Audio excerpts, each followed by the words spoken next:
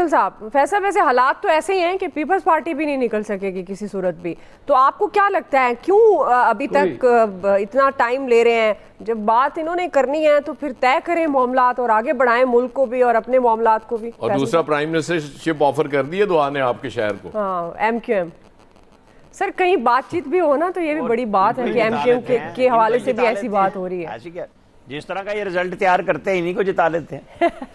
जी फैसल साहब। हाँ, मैं इस बात पे तो मैं आमिर साहब से मुत्तफिक हूँ। अगर इस वक्त MQM पूरे पाकिस्तान में अपने उम्मीदवार उतारती तो 2 ताई अक्सरियत से जीत जाती।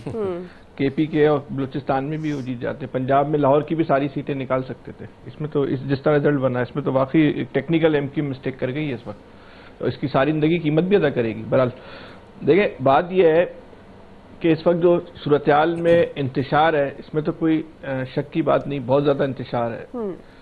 इसके जो मुमकिन हल हैं वो क्या क्या हो सकते हैं?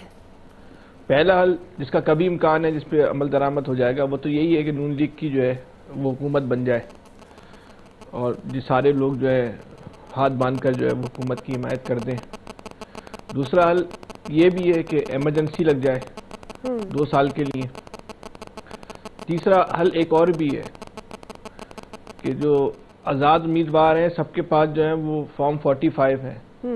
इलेक्शन कमीशन ने उनको तो रिजेक्ट कर दिया, सब अदालतों में चले गए। 24 घंटे लगेंगे, 24 घंटे अदालतों से फैसला आने में, इससे ज़्यादा टाइम नहीं लगेगा। जब मैनेज करना होगा ना, सिर्फ 24 घंटे लगेंगे। पूरा सिस्टम जो है ना एक लम्हे के अंदर जो है ना वो तब्दील हो जाएगा और तहरीक इंसाफ को जो है वो हुकूमत मिल जाए। अगर अकल के नाखून ना लिए नून लीग ने, पीपल्स पार्टी ने अगर फौरी तौर पे एक संजीदगी का मुजाहरा नहीं किया और हुकूमत में नहीं गए, क्योंकि इस वक्त तो कोई वजारत उज़्मा बकौल साद रफीक के हम लेके फिर रहे हैं लोग और कोई वजारत उज़्मा लेने को तैयार। हकीकत तो साद रफीक साहब की बात तो सही है, इसमें तो कोई दो राय नहीं है।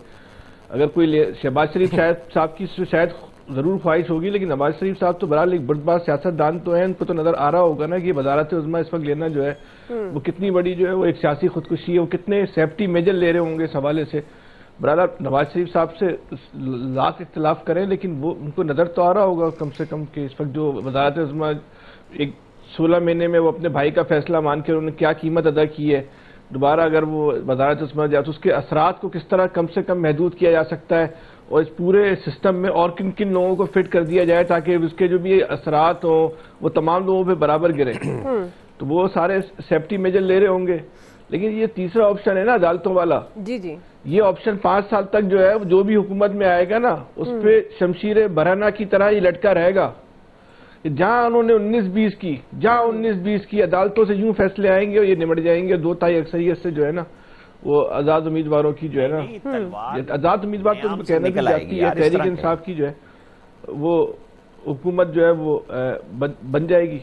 ये इसको उनके पास फॉर्म 45 है, क्योंकि अजीब और गरीब इलेक्शन है कि इसमें हारने वाले तमाम लोग जो है फॉर्म 45 लेके घूम रहे। हमने इससे पहले कभी देखा नहीं है कि हारने वाले उम्मीदवारों का फॉर्म 45 अलग हो, जीतने वाले उम्मीदवारों का जो है फॉर्म 45 अलग हो। फॉरेंसिक भी तो करवाना है, फॉरेंसिक की अब तो प्रिंटिंग प्रेस भी, अब तो जो कल लाहौर की वीडियो आई है वो तो उसके बाद तो और भी नहीं वो तो जाली साबित हो चुकी है, भाग लिए, लेकिन बनाने वाले भी भाग लिए। जी बनाने वाले भी भाग लिए, सही बात है बिल्कुल। तो अब ये ना हो ना कि जिन्होंने दोबारा फॉर्म 45 बनाए वो भी ना भाग जाए ना, इसको भी समझे ना आमिर साहब। ये तो पता चलेगा ना फॉर्म 45 के साथ होनी क्या है, जरा देखते तो। अरे यार ये तो आप इलेक्शन से पहले भी कह रहे थे पता चलेगा, सोशल मीडिया पे लोग वोट डालेंगे या बाहर डालेंगे, तो आप सारी बातें गलत हो गई। छोड़े यार, अब भी वही कह रहा हूँ। अब भी क्या, अभी तो आपकी जो सारी बातें गलत साबित हो रही है।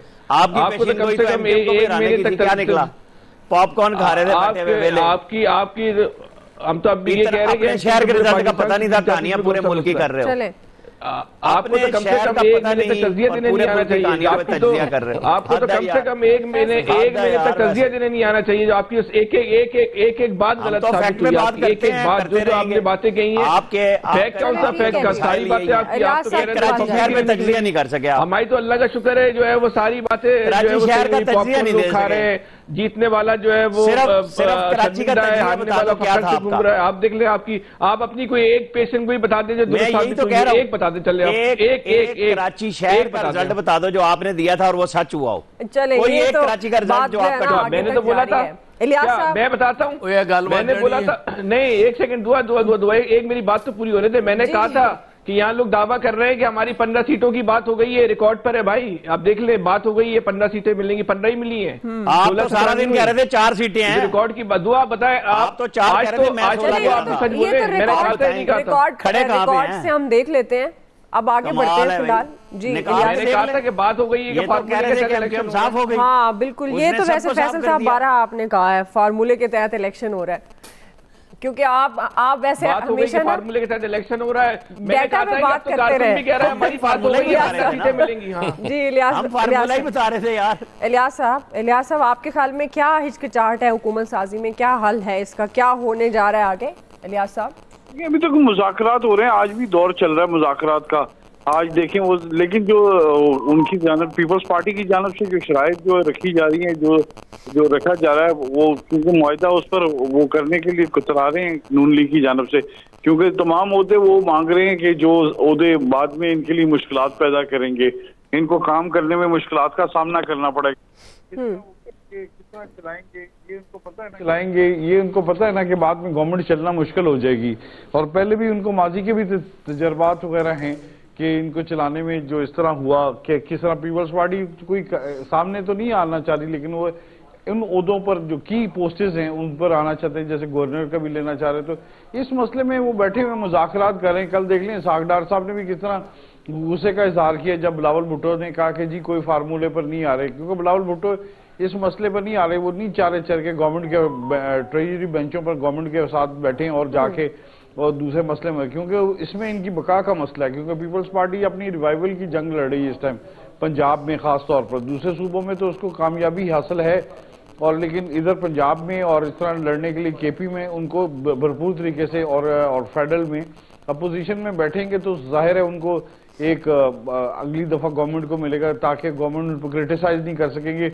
सारे फैसले जो करने हैं इस वक्त जो इकोनॉमी के रिलेटेड IMF से या दूसरे जो इस तरह मसले हैं वो बड़े टफ किस्म के हैं, और वो सारे मुस्लिम लीग नून को करने पड़ेंगे। इसलिए ये सारे एक दफा गवर्नमेंट से पीछे बैकफुट एक कदम पीछे आए हैं, ताकि वो आसानी से वो इस पर मसले पर वो आसानी से नहीं बातचीत करना चाहते। वो चाहते हैं कि इसको सोच विचार से करें, ताकि अगर 5 साल भी 2, 3, 4, 5 साल जो हुकूमत करनी पड़े तो उनको फायदा हो, माइलेज मिले, पॉलिटिकल माइलेज मिले, क्योंकि पहले वो देख चुके हैं कि लोग उनसे काफी ज्यादा खुश नहीं नजर आ रहे इस वक्त, और वोट लोगों ने नहीं दिए उनको। तो वो कह रहे हैं कि अगर ना कर सके कुछ तो फिर अगली दफा उनकी बारी नहीं होगी, और अगली दफा फिर उनको किसी को फिर और रास्ता अपनाना पड़ेगा। सही है। और ये इनके लिए सारी सियासी जमातों की बका की अपनी एक जंग लड़ रहे हैं। ठीक है रियाज साहब, आपका पॉइंट आ गया, लेकिन इसमें कुछ लोग ऐसे भी हैं जो मुल्क को कौम से बहुत प्यार करते हैं और उसकी खातिर वो अपनी सियासत भी कुर्बान कर सकते हैं, और होना तो यही चाहिए कि मुल्क को कौम से वाकई मोहब्बत का सबूत की बात कर रही हैं जी सबूत देना चाहिए इस वक्त सर तमाम सियासी जमातों को, ताकि मामलात आगे